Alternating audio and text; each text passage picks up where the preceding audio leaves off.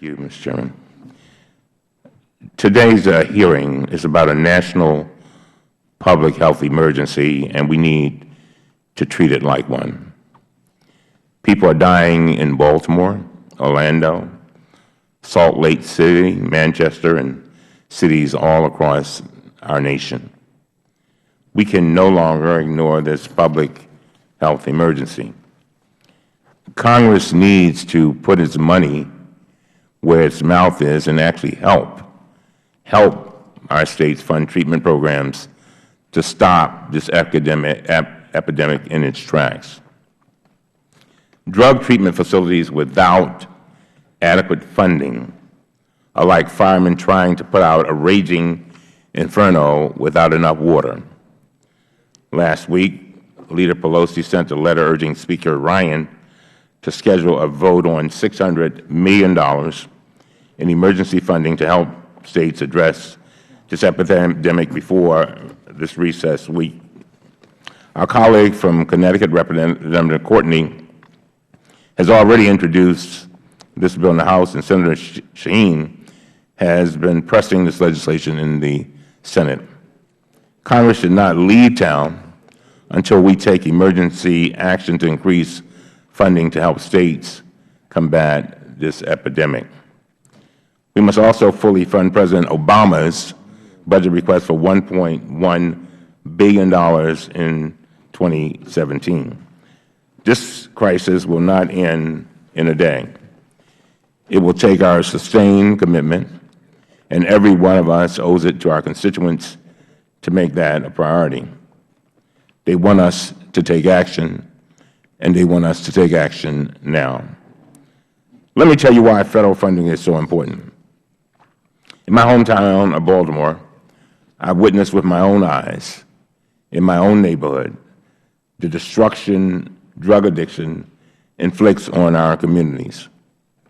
The first time I ever heard of a drug overdose death was 55 years ago from heroin. 55 years ago. I didn't understand it then. It's a young man in our neighborhood who we looked up to, who turned to heroin, named Bebe.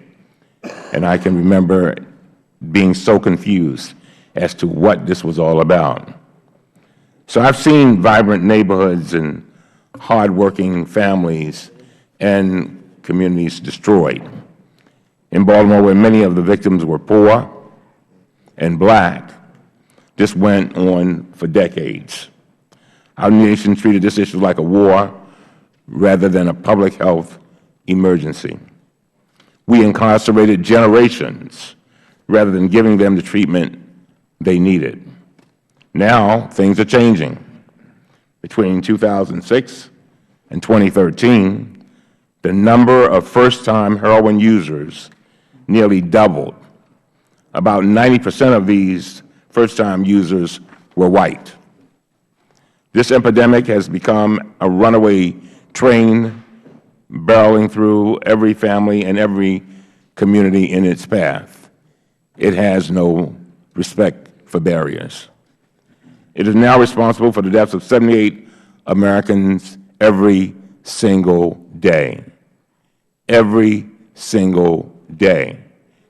Why is this happening? In part, it is a result of doctors overprescribing pain medication and drug companies urging them on so that they can make massive profits.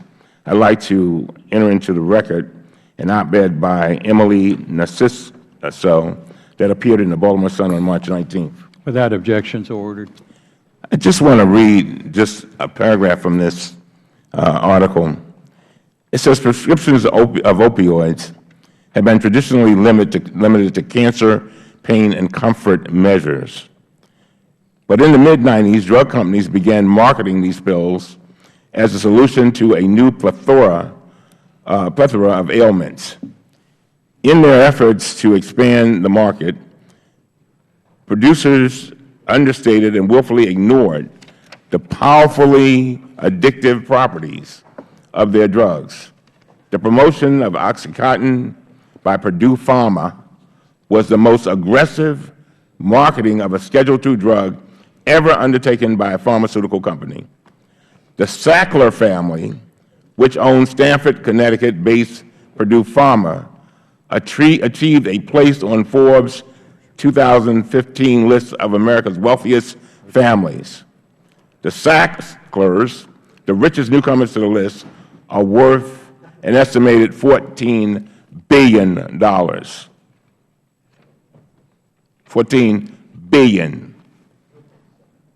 Now, going on, so as she explains, the United States has only a 5% in this article. We have 5% of the world's population, but we consume 80% of the world's painkillers. Tweet that. 5%, ladies and gentlemen, of the world's population, but 80% of the painkillers we consume. So yes, I believe it was unconscionable that our nation ignored this issue for decades. But now Republicans and Democrats are starting to work together.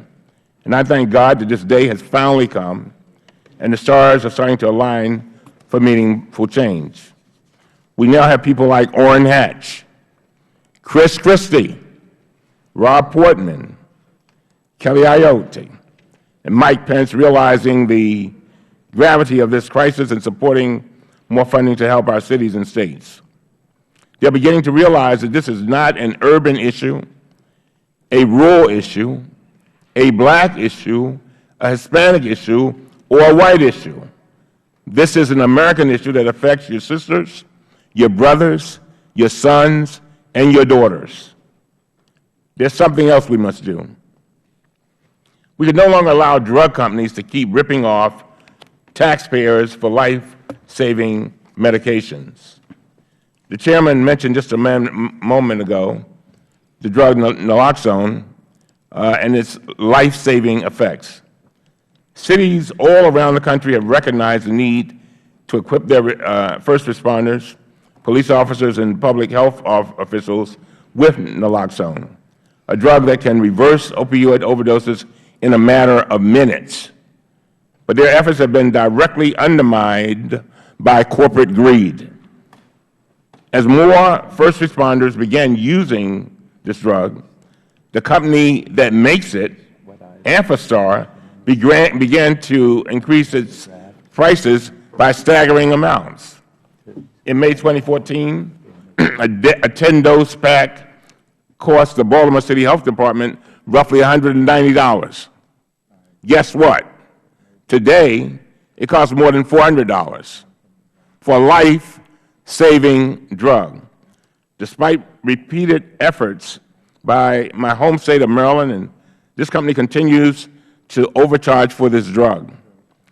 The company also continues to obstruct congressional oversight by refusing to produce all of the documents I requested last May about their massive price increases. Mr. Chairman, today's hearing is rightly focused on the heroin and opioid epidemic. But I hope the committee will turn next to my request for documents, as well as my request for a hearing with executives from Amphastar. With that, let me welcome our esteemed panel of witnesses today, and I thank you for being here. In particular, I'd like to welcome Dr. Leetta Wynn, the Baltimore City Health Commissioner, who has done an outstanding job. She is a true national leader in developing and carrying out effective solutions to the opioid crisis. We're very fortunate to have her heading our health efforts in Baltimore, and we're very pleased to have her here today. And with that, Mr. Chairman, I yield back.